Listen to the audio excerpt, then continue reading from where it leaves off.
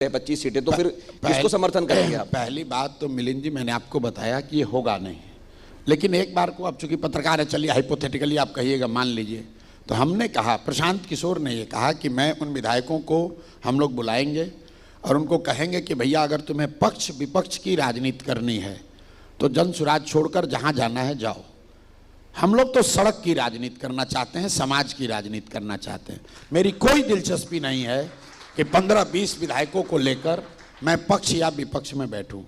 हमारा लक्ष्य बिहार में सुधार है, बिहार में व्यवस्था परिवर्तन। अगर आपको सरकार बनाने का मौका मिल गया कि कोई समर्थन नहीं बनाएंगे, नहीं बनाएंगे, नहीं तो पूरे बहुमत नहीं आएगा तो बहुमत नहीं बनाएंगे, क्योंकि फिर आप मेरी बात को समझ नहीं रहे। अगर हमको सरकार में शामिल होना होता तो आज की सरकार में शामिल होने से हमको कौन रोक रहा है?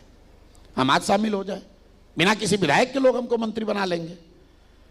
जो काम हम लोग बिहार में करना चाहते हैं वो तभी संभव है जब बिहार की जनता डिसाइसिव बहुमत दे।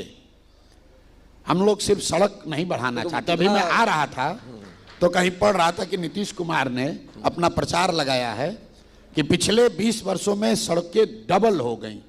जनसुराज की जो सोच है, अगले 3 वर्ष में इसको हम लोग डबल कर देंगे।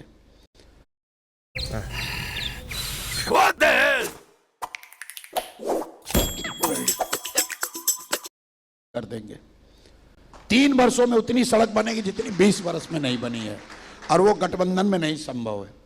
वो 25-30 सांसद विधायकों के साथ संभव नहीं है, वो 2-4 को मंत्री बनाकर नहीं संभव है। जो विधायक मान लीजिए जीत कर आया, उसको मन है मंत्री बनने का, जाए बन जाए। हमारी कोई मर्जी नहीं, हमारी कोई इच्छा नहीं मंत्री बनने की। हमको मंत्री बनकर, विधायक सांसद बनकर अपने लिए प्लेटफॉर्म नहीं बनाना है। हमारे पास जो प्लेटफॉर्म है वो समाज का प्लेटफॉर्म है, लोगों का लिए काम करने आए हैं और बिल्कुल संकल्पित हैं।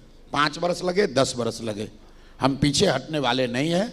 बिहार को सुधारे बगैर पीछे हटेंगे नहीं, ये बिल्कुल संकल्प है।